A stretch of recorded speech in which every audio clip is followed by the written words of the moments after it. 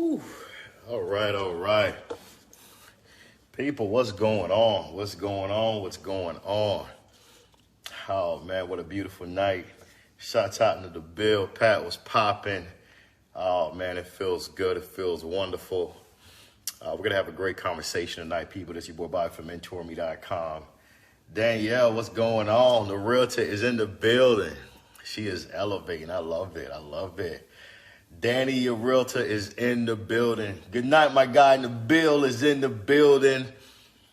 Adelina is in the building. Adeline is in the building. What's going on? The fashion guru. She is amazing. People, if you have a business and you want your image of your business to be properly displayed in a fashionable, tasteful manner, I'm going to be honest with you. The stylist by Adelina is amazing. She's very good at what she does. Check out her page. She's on my IG live right now. I think a lot of businesses should definitely invest into what she's doing because image consulting is very important in the world that we call life today, especially if you have a business. Your image is everything. And what she does is so impressive. Puts a lot of hard work to make sure people have the proper image to be able to make money and deliver. As you guys know, the real estate market is super expensive. A lot of us know that. One thing about this world, you have to understand how to invest. I'm always talking about investing into stocks, investing into entrepreneurship, the importance of investing into business. Tonight, I'm taking my time to give you guys some great tips. What's going on, Afrocentric? What's going on? Tonight, I'm giving you guys some great tips on 5 tips to flipping real estate. Paul was popping. Shouts out to Facebook. Shouts out to IG. Shouts out to everybody that's going to be eventually watching this live, getting some great informative information on building. A lot of us, especially right now, it's tax season, right? And a lot of people are about to have a nice tax return deposit come to their account. And the question is, what should you do? Now, for a lot of you, you know that the real estate market is very expensive in certain cities. But no matter what, I want you guys to understand these 5 tips. It's actually going to be a little bit more than 5, maybe 6 or 7. It's going to really guide you into the world of flipping real estate. For a lot of you that's trying to understand, where do I start? What's some things that I should look out for? Because at the end of the day, people, you got to realize this, okay? You could have $20, $30, $40, $50,000 in your account. If none of it is invested, you will be working for the rest of your life. It's important that you take time to invest your money into either stocks, either real estate, or entrepreneurship. But today we're talking about real estate, the asset class that has 2 ways, well, more than 2 ways, but one of the most important 2 ways to make money is through, of course, flipping properties, meaning you're buying, putting money into the property and selling it back. Or you could leverage the property by, of course, renting it out, collecting passive income. Or you could buy a property, of course, invest into it, bring it back up to par because you bought it so low. And guess what? Pull the money out, the equity out, and invest it into something else. Real estate has always been the starting foundation for a lot of wealthy people. If you're in the world and you're making money, you got to understand one of the things that you should be investing into is real estate. And we're going to talk about numerous reasons why, several reasons why you should be investing into real estate and how do you really properly flip properties and what are some key secrets, key things you should know. As you guys know, I'm a life coach. I'm an entrepreneur. I'm an investor. I have real estate properties. As you guys know, my next move is to eventually buy an apartment complex, minimum 10 doors. And I got the right circle of people around me to give me the greatest guidance that I need, especially me being in the world of commercial real estate, being a commercial realtor. I definitely understand a lot of different variables of commercial real estate. And the goal is for all of you that's watching this live, the goal is to learn, the goal is to educate yourself. This is not financial advice. This is just educational information to teaching you how to properly build wealth. Let's first talk about, okay? As you guys know, real estate, the market is very high. Interest rates are very low. We also know that the stock market, before we really tap in, the stock market is still down. It's going to be down for a little bit longer. Like I told you guys, you're not going to see the market starts to raise back up until interest rates starts to go higher, at least 2 to 3 times. So again, this is one of those years in the stock market. You may not see anything go up until end of August. I'm telling you right now. And understand right now, the market just took a big dip today again. when we talk about the stock market. And that's because, again, Ukraine and Russia, they're having some tension, and that's causing a lot of friction in the stock market. Also, inflation is up. And again, we have low interest rates, which is not healthy for the economy. When you have inflation at 7%, this is not healthy at all. So we have a lot of variables that's conflicting with the market and the world itself. But again, no matter what, there's always a deal somewhere. I want to first talk about that for a lot of you that's getting into flipping properties, something that you should start understanding. Number one, you got to start connecting with lenders, okay? At the end of the day, I want you guys to understand, and that's why I always say cash is not the most important thing of life. And I'm going to tell you what I mean. Because if you don't have lenders, which is the individuals who's going to give you the money to lend you to be able to leverage into buying a property so you could flip, you're going to run into problems. And you want to have lenders that's very unique with their ways of letting you borrow money. Because a lot of traditional lenders sometimes cannot get the deal closed because sometimes your credit is not strong enough. Sometimes you don't have 20% down to put down because it's an investment property. And for a lot of you, the reason I said 20%, when you're investing in flipping property and it's your second property, it's considered a conventional deal, meaning you have to usually put down 20% if you don't want to pay what we call mortgage insurance. Mortgage insurance, long story short, it's an extra premium that you will be paying if you don't put 20% down. I want you guys to understand things have changed where you could get loans based on 10% down. You could get loans based on 5% down and still be conventional. So if you're going to be flipping properties, understand you need lenders. You need lenders that's very flexible, that understand your unique situation, that understand your purpose, that understand where you're trying to go, that really wants to work with you. Because again, the key ingredient is learning in life. When you're flipping real estate properties, it's not all about using all your cash. That's not what this game is about. It's about leveraging, meaning using other people's money, putting the least amount down and making the most profit. That's how the game goes, people. At the end of the day, a lot of us have this mindset, you have to have cash to make money. This is not true.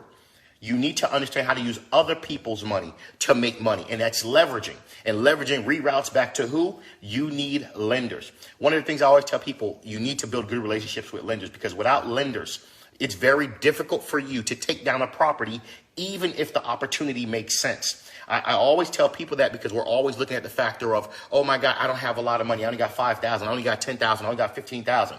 The question is, do you have a lender that can assist you, that looked at your portfolio, meaning, okay, well, they looked at your bank statements, they looked at your credit and told you, look, if you could readjust this, if you could get this right, if you could do this and that, good. I could be able to always have, when you're ready, I could get you minimum, let's say $300,000 to $500,000 when you need it, just by giving me a call and giving me what I need, the updated docs that I need. This is very essential because sometimes you have a person that presents to you a deal, okay?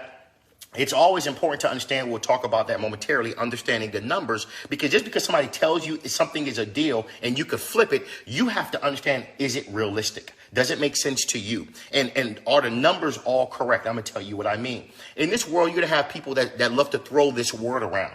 I'm a wholesaler. I'm a real estate flipper. I got great deals that I could present to you. It sounds good, people. And there's a lot of these people creating rooms on Facebook and IG. I see it happen all the time. But at the end of the day, if you don't understand numbers, you're going to believe everything they say, because again, they're not talking to an audience sometimes that's experienced enough, that have flipped enough property to understand what's going on. Everybody likes to make it seem like they have a deal.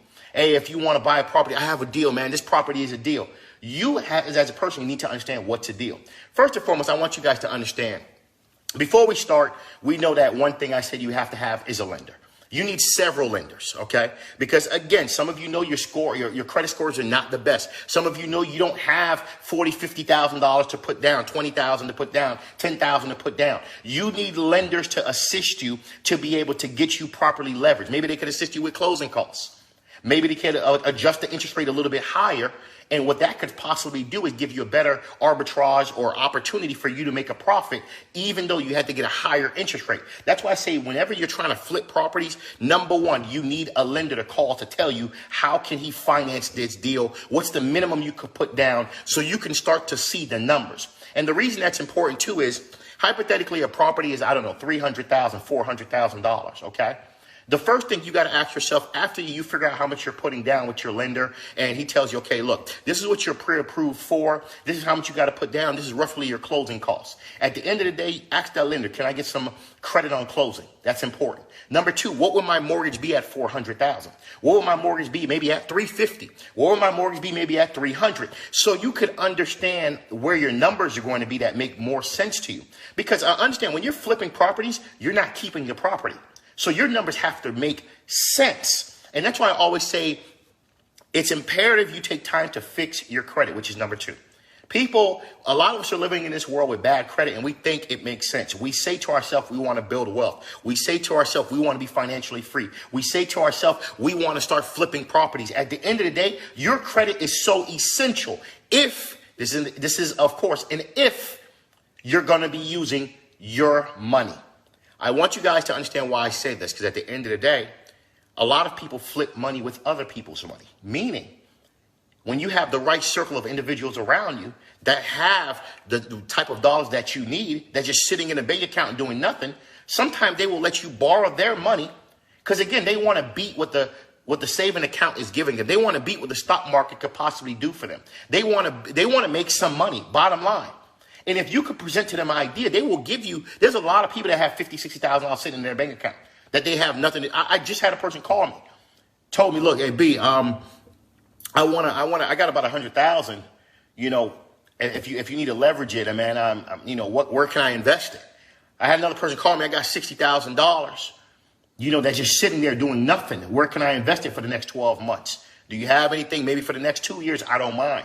Just to let you leverage my $100,000 or $50,000. People, there's a lot of people that just have money sitting in savings account doing nothing. And you need to understand and recognize that's an opportunity for you if you can find a deal. Now, I want to say this because a lot of us have this thing where once we see the real estate market prices are so high, we automatically get pushed back and feel there's no deals. You're wasting your time. Let me tell you, I don't care if the market is high as it could possibly be. There is always a deal. You might have to fight a little bit harder, but there is always a deal in the real estate market. Now, the question is, when the deal presents itself, how do you take it down? And all these things are based on why I keep saying your lender is so important, because your lender will be giving you numbers on what is it going to cost you to be able to take the deal down. What is it going to cost you per month for being able to leverage the deal?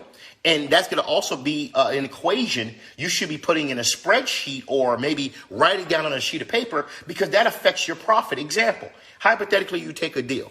The deal has a $40,000 profit, but it's costing you to hold the deal. We like to call this holding cost. That means the mortgage, maybe the landscaping, maybe the light bill. It's costing you to hold the deal $3,000 per month. Roughly, I want you guys to always understand, roughly, if it's not a cash situation, usually it takes 3 to 4 months to close a deal. Why? Because at the end of the day, if you're going to have a FHA buyer, which is a buyer who's going to put the least amount of money down, 3.5%, sometimes they cannot buy a property unless you have held it. Even though you're the seller, even though you cannot sell it to an FHA buyer unless you have held it for 90 days. So you already understand, if your mortgage was hypothetically $3,000, including other fixed costs, you have to understand, if you're holding it for 4 months and your mortgage roughly with light bill, you're holding the mortgage with, let's say, the light bill and other fixed costs, let's say that's $3,000 total, 3,000 times 4 months. If your profit was $40,000, you are already losing $12,000 just from holding the property for 4 months, people. Understand how numbers is everything to flipping real estate. That's why I always tell people, before you go into real estate, understand your numbers. Connect with a lender. Ask them questions. What's my mortgage going to be? What is it costing me? How much money I have to put down? Then you have to understand what I like to say a moment ago is your holding costs. Your holding costs includes the mortgage. It includes the light bill you have to pay. It includes maybe the landscaping you have to pay, the security system you might have. Whatever is costing you to hold this deal every month until it closes. That's your holding costs. Number 3, I want to talk about. I want to say this because a lot of you sometimes don't understand how valuable this is when you're flipping real estate. Hypothetically, you got your lenders in order, okay? You have lenders. Because if you're trying to learn how to flip real estate, you should have several lenders, not one lender, several lenders. But you should have at least one to three lenders that's your main lenders that know what time it is when you give them a call and say, look, I need $400,000. I need $500,000 in the next 30 days, or I need to be able to close this deal. I need to be able to get this person on the phone in the next 3 days. They need to be able to get me pre-qualified and get me in position so I can be able to take this deal down and send an offer. And especially in an economy we're in right now, you got to understand, you got to be able to offer full price. It's bad. The economy right now, you're not just going to offer anybody any type of price. That's why it's so imperative you have to know your numbers, because you're in a seller's market right now, where sellers are getting way above market value for a house. The home could have cost $700,000. A person could have offered them $750,000.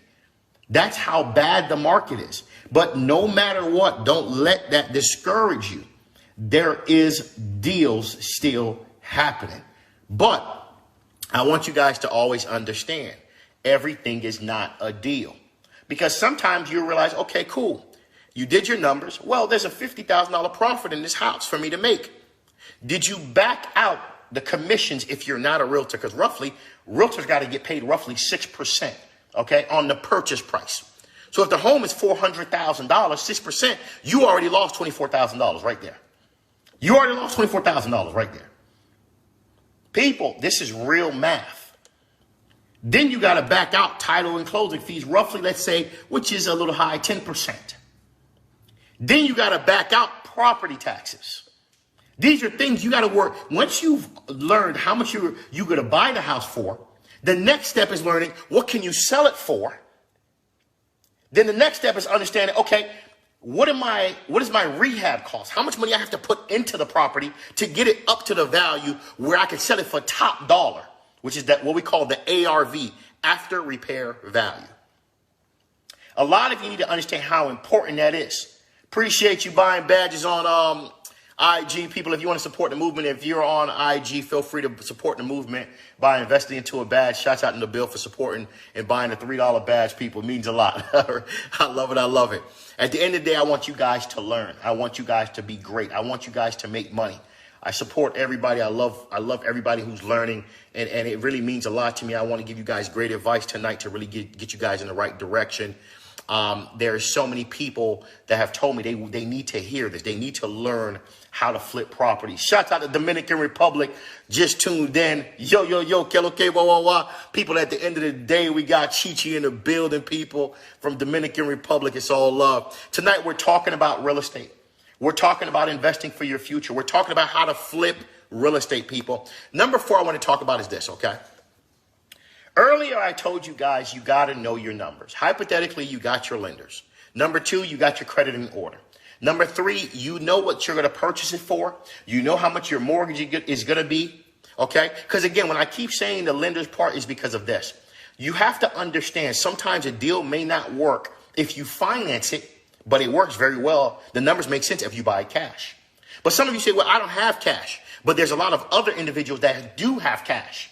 And it's important to understand this because when you're flipping real estate, you got to understand after you figure out what you're purchasing it for, how much is the rehab cost, what can you sell it for. The next step is always learning how to back out the numbers to see what are you going to net in profit. And you do that by first, roughly, if you're not a realtor, you need to know roughly realtors get 6% of the purchasing price. So if you're selling a home, hypothetically, an example I said earlier, for $400,000, 6% is what? $24,000 needs to come out of that $400,000. Also, if you were holding the property, your holding costs, meaning the mortgage, paying the light bill every month, the water bill every month was $3,000, and you know it's going to take you 4 months to sell the house, another $12,000 need to back out of that number.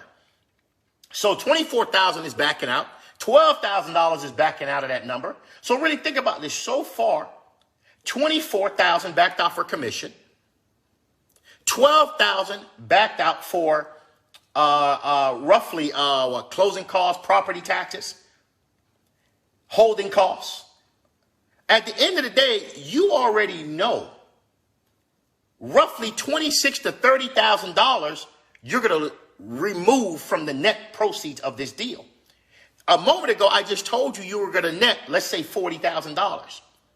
So is all this work that you did for 4 months worth, roughly, you was going to make 40, but when you backed out commissions, holding costs, okay, property taxes out of the price, okay, you pretty much already lost roughly $30,000.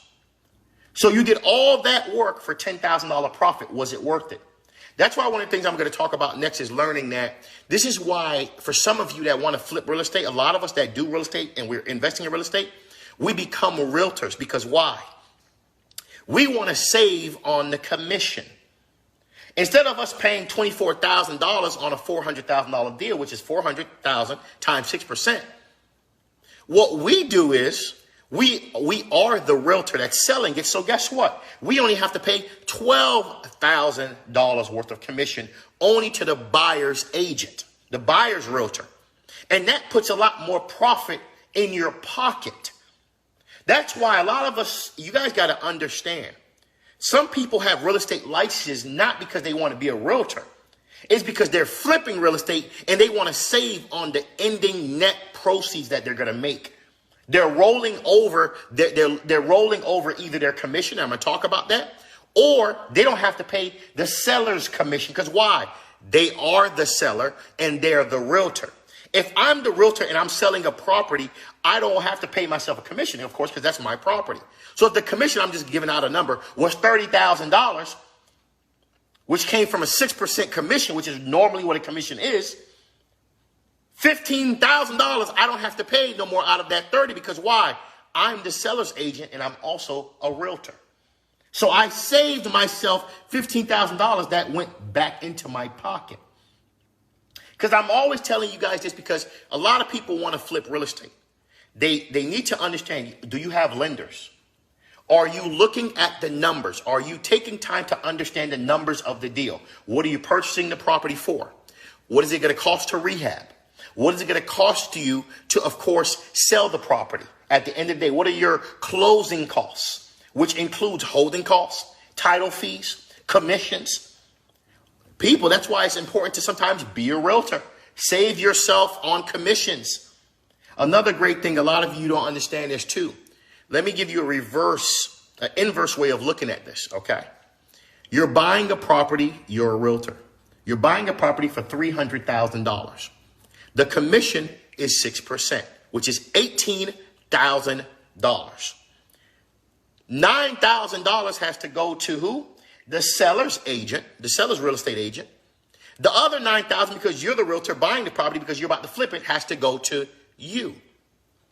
Do you know you can take your commission, instead of having the commission be given to you at the end of closing, you could tell them, I don't want it. I don't want my commission. I want you to reduce the purchasing price from $300,000, okay, to $291,000. I want to put my commission towards my purchasing price. So what that does is now you're buying the property at $291,000, which is also saving you on property taxes if you were to hold the property, because property taxes are based on the purchasing price you paid for it. So now your property taxes are not going to be based on $300,000. They're going to be based on $291,000 because you took your commission check of $9,000 because you were smart and became a realtor and actually told them to credit it towards the purchase price. And what's also beautiful, you don't have to pay tax on the money because the commission check never touched your hands. There's an art to real estate, people. I have a real estate license. I don't sell real estate houses at all, like the traditional driving around showing people houses all day. I don't do that. I don't mind doing it if somebody presents to me a deal that makes sense. Okay, Bobby, look, I want you to sell my $400,000, $600,000, $700,000 house. Of course, 6% of a $700,000 house, that's $42,000 for sure. If I get the buyer side or the seller side, that's $21,000. For sure, I'm going to help that individual. But now if somebody calls me for a $100,000 condo, I'm not going for that. I'll probably pass that deal over to somebody else like I usually do and let them enjoy that whole particular deal there, because I'm not going to move too much for $3,000 of driving around showing people condos all day. I don't have time for that. That's those type of deals. That's not for me. But there is realtors that move for those deals.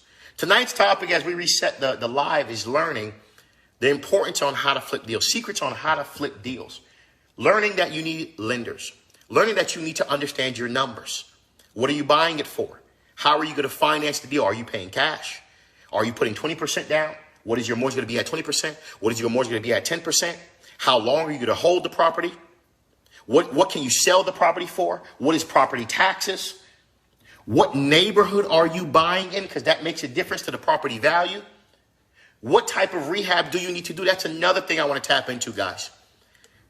Based on where you're buying properties, sometimes you don't have to put top of the line rehab, meaning you don't have to put a granite countertop. You don't have to put stainless steel. You could give them a nice white new refrigerator. You could give them just laminate countertops. You could give them the basic of the basic. As long as it's new, they don't care. That's where we're going to number, of course, 5. Learning to buy in what we call, if you're going to flip deals, in tertiary markets. What tertiary markets simply mean is this: undervalued markets or developing markets. We all know, again, if you're in a Broward County, Miami-Dade, Tri-County area, okay, this is a very expensive market. So some people, what they do, they go to maybe Gainesville. They go to, Jacksonville. They go to Tampa. They go to Polk County. They go to different undervalued cities and counties to flip real estate. Yeah, you might have to take a drive for 2-3 hours to get there and flip real estate, but you get a bigger profit margin for the aggravation, for the uncomfortable lifestyle that you have to position to be able to flip this deal. A lot of us like to be in high-end markets and ask ourselves, how come we don't have a deal? People, everything about flipping real estate is always about the numbers. I also want to say this when I'm talking about the numbers, people. Stop trying to make numbers work. If you're buying the property for this price and this property is costing you this amount of money to rehab, and you can only sell it for this amount, stop trying to make it make sense. Okay, well, if I go do a cheaper kitchen, I could probably get an extra $3,000. And whenever you have to make the numbers work, you're going to hurt yourself. You might lose on the deal. Never put yourself in a position when you're flipping real estate to make numbers work. If they don't work, they don't work. Find another deal. Be patient. Let your emotions have self-discipline. Appreciate the love, man, for everybody on Facebook and IG. I got somebody saying save the live. I'm going to definitely save this live because this is such an important live for a lot of people that's introducing themselves to the world of flipping real estate. These are things I've learned over 12 years, more than a decade of flipping real estate. I've learned these are important things to think about. Everything is not a deal. You need to connect with lenders. You need to know your numbers. Because people, if you find a deal, the deal might not make sense because you have to finance it, putting 20% down. But for some reason, if you put 5% down, the deal makes sense. You have to understand your numbers when you're flipping deals. If you are not a numbers person, don't get into flipping deals. You're going to hurt yourself and you're going to lose a lot of money. Because some of you get caught up in the word or caught up in the world just to be able to say, I flip deals. But are you making a profit? And right now, I told you guys, some of the best things to do if you want to see maximum profits in this expensive market is go to tertiary markets. Go to markets that's undeveloped. Go to markets that's developing. You might have to drive 2-3 hours, 4 hours out of your city, but there's going to be a much better profit margin for you. You don't have to buy a $400,000 or $500,000 a home. There's cities that have homes for hypothetically $50,000 that you could sell for $150,000. It may not be the best looking home, but guess what? No matter how you look at it, after you close the deal, you still made $70,000. You still made $60,000. Even if it took you 6 months, you made $60,000. Even if it took you 8 months, you made $60,000, $70,000 in 8 months flipping one property, which is some people's income times 2. But you do that by going to tertiary markets. Stop closing your mind to just where you stay at. A lot of people live in certain cities and think, okay, I'm only going to, wow, this market where I stay at is so expensive. What about other cities? Sometimes people go to other states. I want to talk about that when it comes to flipping. Because somebody asked me that earlier. I'm going to answer 2 questions. If you guys have any questions, feel free to put your questions below. Somebody asked me, Bobby, first and foremost, do you believe in investing out of state? Question number 1 I'm going to answer while I eat these good grapes. Now, investing out of state is very funny, right? Because when you're investing out of state, you have more risk. Some people are going to tell you, oh, all you need is a property management company. You're going to be okay. People, everything goes back to numbers. Hypothetically, you bought a home out of state. You bought an investment property out of state. You're profiting, I'm just going to make the numbers easy, $1,000. Okay? Now, you got to understand the reason why you definitely want to have a trustworthy property management company. Because the reality is, if something starts leaking, if a toilet starts leaking, if a roof has an issue, if this goes bad or the electrical problem happens, water heater goes out, plumbing issue, you need to be able to fix that problem as soon as possible. The problem is you're in a whole different state. So the question is, how fast can you get there? No. Property management companies, their job is usually they're going to charge you 10 to 15% on the profit you make. And what they're going to do is they're going to manage that property for you. So the tenant is going to call the property management company, and the property management eventually going to get in contact with you. So they're kind of the middleman to be able to assist. So you don't have to go take a flight, go book a hotel, go pay for, of course, lunch, dinner, snacks for the next 5 days just to fix the plumbing problem. To answer this question, is investing out of state the best thing? Does it make sense? Based on my experience, based on how I feel, I am not a fan of investing out of state. There's too much risk. You lose a lot of control. Because my thing is, you got to understand, you're putting all your faith into a property management company, hoping that by faith they will do what logically makes sense and have the best morals. You guys got to understand how this world works when you're flipping property and dealing with these property management companies. Not everybody in the property management world is doing clean business. Not every property management company makes sense.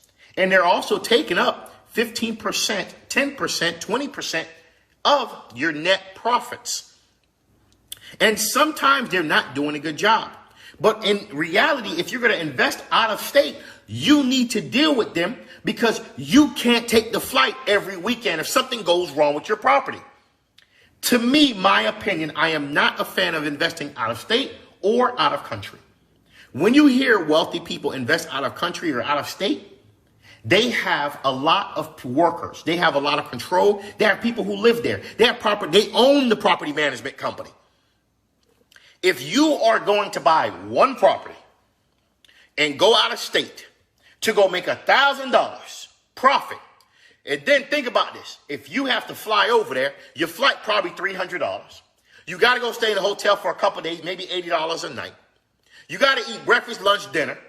Do you understand how much money you lost out of that $1,000? And hold on, you didn't make $1,000 because every month you got to give them roughly 15, 20%. You was only making $800. You taking a flight, you just lost all your profits for that month.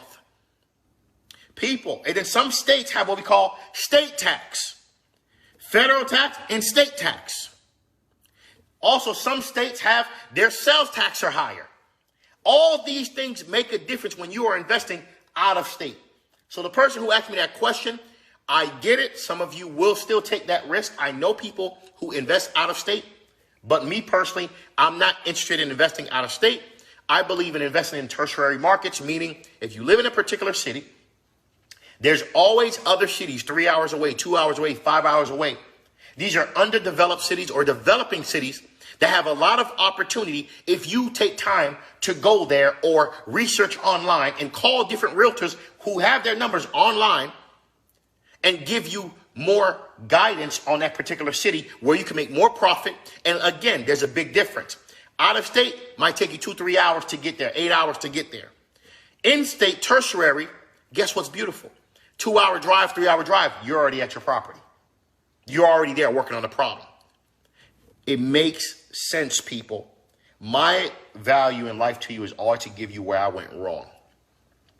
I was about to buy years ago, as people who know me,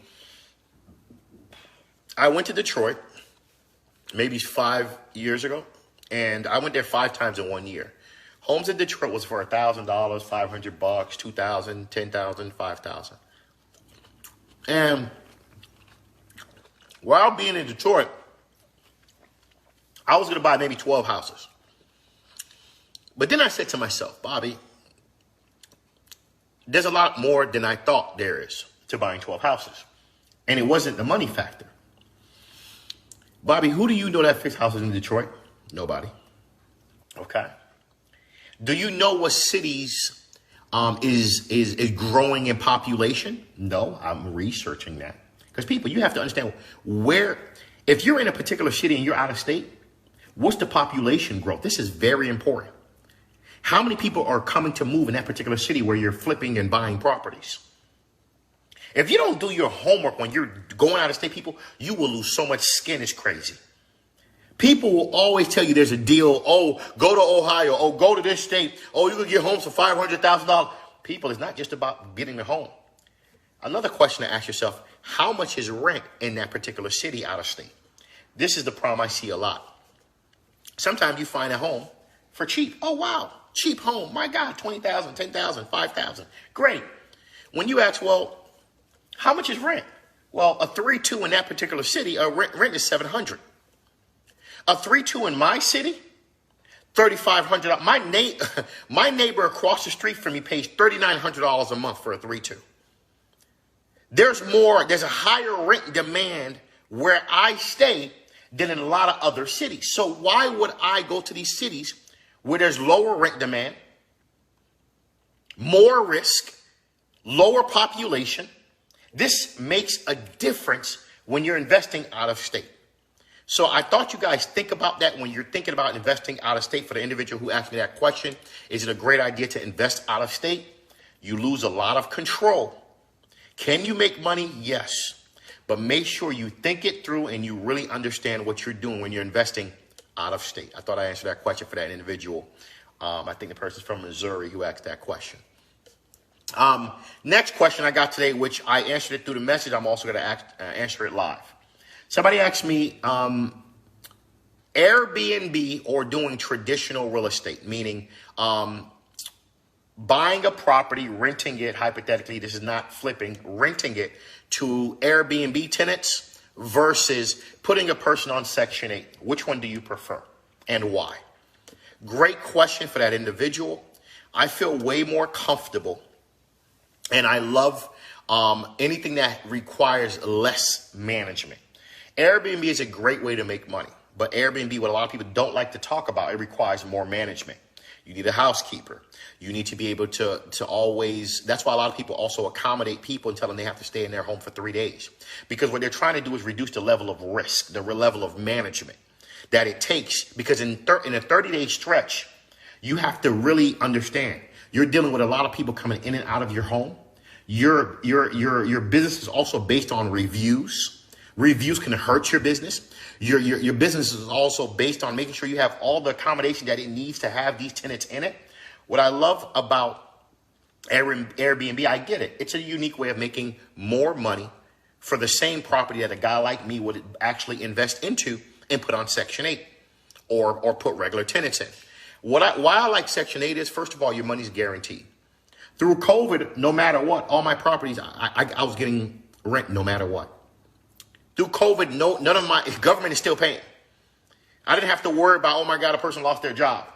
Section 8, if you guys don't know, Section 8 is when a tenant comes into your property and the government is paying the rent for them. And again, they only pay roughly 10%, sometimes 20% of whatever you're asking for the rent. Now, Section 8 has changed. Section 8 pays you based on the zip code of where your house is. So, and this is very important because a lot of you need to understand how important that is. Based on what area your house is, that's what the government will give you per month.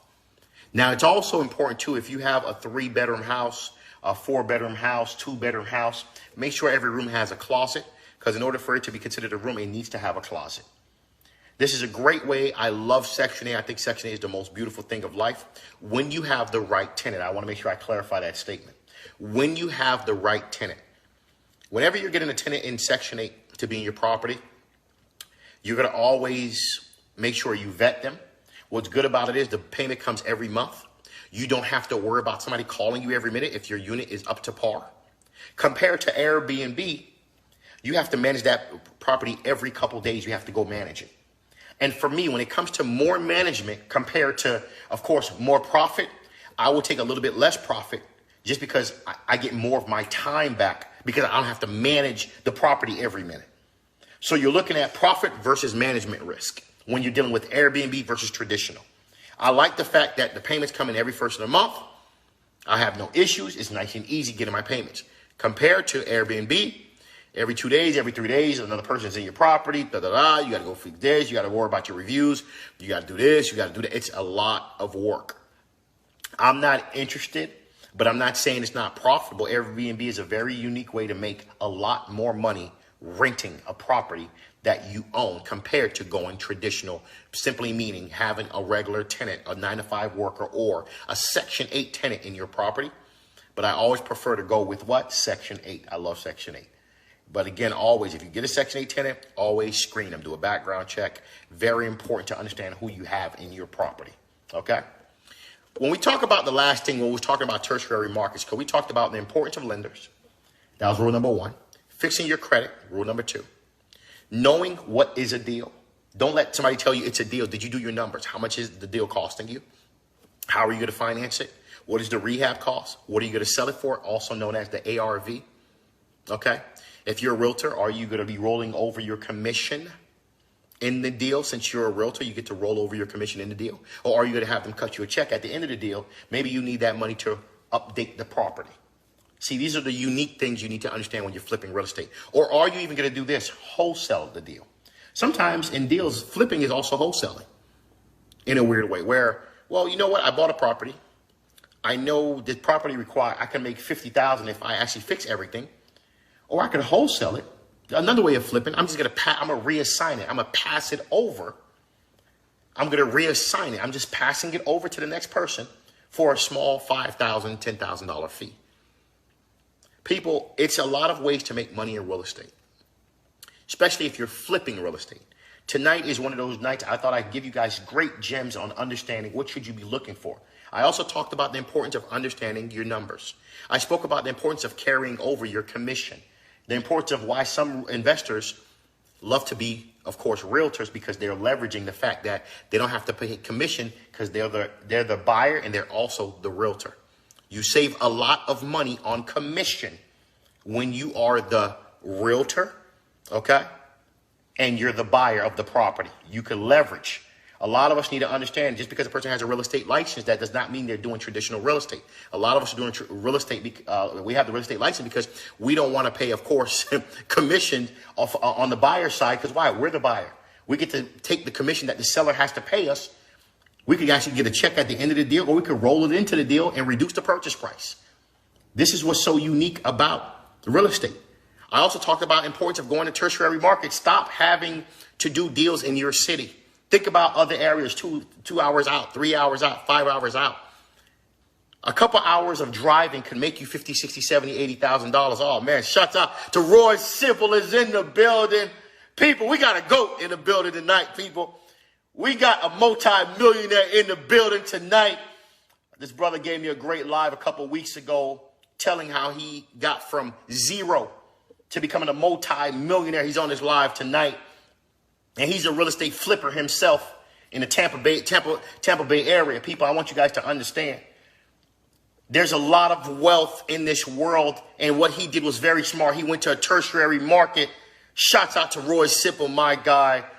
People, at the end of the day, people, we're all trying to win. It's about being creative. It's about investing. It's about being smart. It's about leveraging. Like I said earlier, people, do you have the right people around you if a deal come about?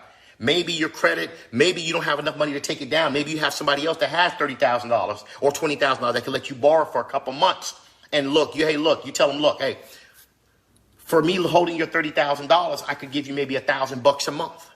I don't know, maybe $700 a month. But when I close on the deal, maybe write up a legal contract if you can. Now you're using other people's money and you're about to make money. To flip the property, other orthodox ways of doing this, well, look, you don't have money to rehab it, but you got a credit card that got $40,000 on it. Guess what? You're going to use maybe $10,000 to go buy the material for the property. And guess what? Maybe the labor that you could tell them, look, I can't pay you now, I'll pay you on closing. If you have that kind of loyalty and trust, it can happen. People, there is no excuse why you can't flip deals, and stop thinking, oh, I'm waiting for this market to crash. The market, I'm going to be honest, maybe the market won't crash. Maybe it'll be so many years before it do crash. What are you going to wait 5 years? Find the deal, people. This is what this game is. There's so many people going in foreclosure every day. There's so many people losing homes. There's always a deal somewhere, but it's not going to come to you. You have to go find it. People, that's why I became a realtor. I didn't become a realtor to go drive people around and show people houses all day. Okay? As you guys know, I have a real estate license, but you never see me showing a close. I barely show closings of deals, unless I'm doing a commercial deal, which I have a couple in the pipeline right now. I'm not here to work hard. I'm here to work smart. I know when I find deals, I flip a deal. What I do is, and sometimes I flip a deal where I didn't even have to close. I just reassigned it. and I make $30,000, $40,000. People, there's money out here, man. But again, we got to start to get creative. We got to start to have some stamina and really start to think out the box and have the right circle of people. If you're flipping real estate, you need lenders around you.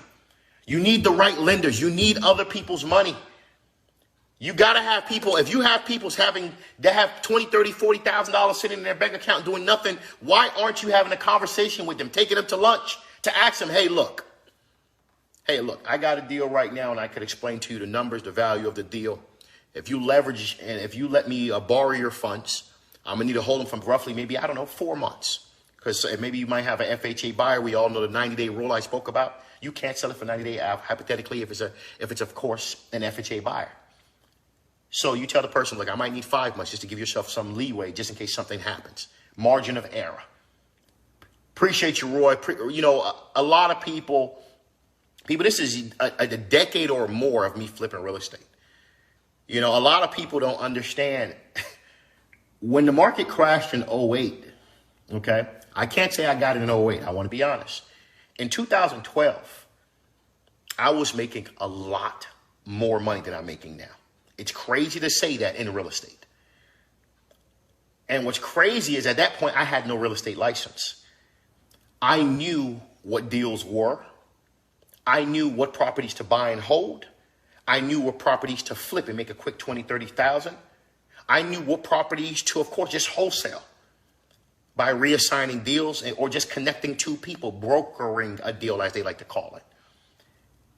A lot of you need to understand the information that Roy Sipple gave, the information that, of course, I'm giving you guys tonight. This is years of mistakes that you're learning. There is so many individuals that have 50, 60, 100, 200,000, 300, just sitting in their bank account doing nothing. If you could present to them a deal, you will be surprised how quick they'll let you leverage their money and let you hold it for 6 months, 12 months, whatever the case may be. Because everybody's trying to beat the saving account, which is very easy to beat. It's not too hard to beat 1% interest, right? They're trying to beat the stock market sometimes at 10 to 12%. Sometimes they're trying to beat certain crypto markets. People, at the end of the day, you have to understand the game of life is learning how to use other people's money to make money. The game of life is learning also, when you're flipping, how to put the least amount of money down and make the most amount of profit. And as you're flipping all these deals, the main goal is to do what Roy Sipple says. Shouts out to Roy, baby. Passive income. You want to start having money just coming in every month, coming in your mailbox. You want to start having rental properties. You want to start having passive income every month. You got to go collect checks. You're just collecting rent. That's the game of life, people. Why do you guys keep hearing me say I'm going to be buying a building soon? I'm just looking and patiently waiting, making my calls, busting my ass, calling these owners, trying to find a person who's older, who's maybe in his 70s. He's done fixing toilets all night long, and say, hey, Bobby, look, I'm going to give you a fucking shot. I like you. You know what? I'm done fixing toilets for the last 30 years and maintenance in this building. You can have it. Give me a fucking $1 million. Have a nice day. Or give me 1.2. Give me 1.5. Hey, I go to my bank. My bank guy, he's already in position. What's beautiful is the bank I bank with, the owner, I actually know him, a multi-billionaire, great guy. I just wish I could have him on a live, but he doesn't want to have a live. He's like, Bobby, I'm too fucking busy. I'm always flying. He's like, I'm too busy to do a live with you right now. I'm not gonna lie to you. But one day I'll do you a solid and do a live. But imagine, people, imagine. He's like, Bobby, look, it's not hard. Just get your 20% down. And even if you're short, let's say hypothetically you got 15%. I still take care of you. You're good. People, this is what life is about: building relationships, flipping deals, building passive income, building wealth, building legacy, being smart. And I thought I'd shoot this video because I know in the next 2 to 3 weeks, a lot of people are going to have a lot of money in their bank account. What some consider a lot of money. Let me rephrase that. You're going to have your tax returns. I always talk about learning what to do with your money before you make your money. Have you thought about what are you about to do with your money? And for some of you, since the real estate market is so high in certain areas, why don't you try to find a wholesale deal? Why don't you try to flip a deal? Is it a bad idea to buy a home? And even if it took you 9 months, you're not the best. It's your first time. It took you 9 months to flip it, but you made $50,000 profit. You made $80,000 profit in 9 months. Of course, you want to speed that up one day, of course. You want to get to the point where you close the deal in 3-4 months, and that's the end of that. But, or even 1 month if you can find a cash buyer. But at the end of the day, even if it took you 9 months to make $50,000, $60,000, $70,000, people, you won. It's okay. You have to start somewhere, people, but letting your money sit in a bank account, not doing nothing, not building good relationships. One thing I've learned that the God above gave me is learning to speak, learning to have relationships, learning to converse with people. I'm always talking to people. I want to know what they do. I want to know, how they got to the level they're at. I'm always motivating myself by listening to, motivational financial audibles. As you guys know, I'm listening to How to Lead right now by David Rubenstein, man. This guy's amazing, interviewing some of the wealthiest people in the world. And what I'm doing when I'm listening to that, I'm just trying to understand, how do super wealthy people think? How do they move their self? How do they move their assets every single day of their life? People, right now, if you're going to make this tax money that you're about to make in the next couple weeks, the question is, what are you going to do with the money? Are you going to invest some of it in crypto? Do you believe in crypto? Have you done some research? What is the crypto market? Does it make sense for you? Are you comfortable with the risk? Do you want to invest maybe in the stock market? Can you hold 5 to 7 years? Are you going to put your money into real estate? Some of you say, I want to start real estate. You've been saying that for 5 to 7 fucking years. When are you going to start? When are you going to start doing real estate? When are you going to start taking the chance? When are you going to form the corporation and actually, put your initial investment into your account and take a leap of faith and try? Start off with maybe a condo. I don't know. Start off with a condo, 50, 60, 70, 80, $100,000 condo. Start off with a townhouse. Just start somewhere. Start off with a friend, a partner. If you have one, that just say, look, I really appreciate, you calling me and give me this opportunity. Let's try to see. Let's try to do our first deal together. Roy Silver put a comment below. He says, you're dropping gold for the people, man. I really appreciate it. There's always a deal in the market. You just have to know how to recognize it. And this is so true. That's why I spoke earlier about knowing your numbers. And people, don't let people tell you it's a deal. You need to understand, when you do your numbers, is it a deal? How much are you purchasing for? How are you going to finance it? Makes a difference to your numbers. Are you buying it cash? Are you going conventional? Are you going 20% conventional, 10% conventional, 5% conventional? Are you going FHA because maybe it's your primary home, it's your first home? All these things, all these factors make a difference. What is your holding costs, including hypothetically, in this case, your mortgage, the light bill, the water bill? What is it costing you to hold the property per month? How long do you think it will take you to sell it? Roughly, I always tell people go 3 to 4 months, because why? The 90-day rule when it comes to FHA buyers. People, these are things to think. What's your ARV? ARV just simply means what are you going to sell it for at the end? What's your after repair value? There is so much ways to make money. Should you tap into a tertiary market, which is not bad, people? If you live in a city, there's other cities around you. Maybe find a deal maybe 2 hours away, 3 hours away. Yeah, you got to take the trip on the weekends with your friends or whatever, with your partner. But you got to do what you got to do. You got to do what you got to do. But one thing you're not going to do, don't struggle out here when there's opportunities. That's one thing you don't do. I love you guys a lot. Appreciate everybody that supports the movement, likes my comments, watches my video. When I see people sometimes on the streets, man, it's just a blessing. When I just have random people come up to me, man, and tell me, man, I appreciate what you do. I watch a lot of your videos. I share your videos. I learned a lot through years of listening to what you've been through and the information you're providing to us in stocks and real estate. Crypto, I do provide some information. I'm not the crypto god, so I don't try to make it seem like I'm good at everything. Real estate, I'm pretty good at. And stocks, that's my world. But when it comes to crypto, I do my thing. Entrepreneurship, I'm pretty good at. I've had a lot of businesses, and I failed at a lot of businesses. But those journeys and experiences is able to put me in a position today where I'm able to give you guys such great information. I want you guys to know, think about what you're doing before you make this tax money. Think about your year as it moves forward. What are you investing into and why? What's your purpose of life and what's the ending goal? How do you build the legacy? You invest in real estate. You build passive income. You take a leap of faith and say, you know what, I'm just going to try. Let me see what happens. At the end of the day, you could only get better. You could only go stronger. That's why I always tell people, when you're at the bottom of life, there's only one way to go up, and it's continuously to go up and up, higher and higher. At the end of the day, people, wealthy people have real estate. Wealthy people flip real estate.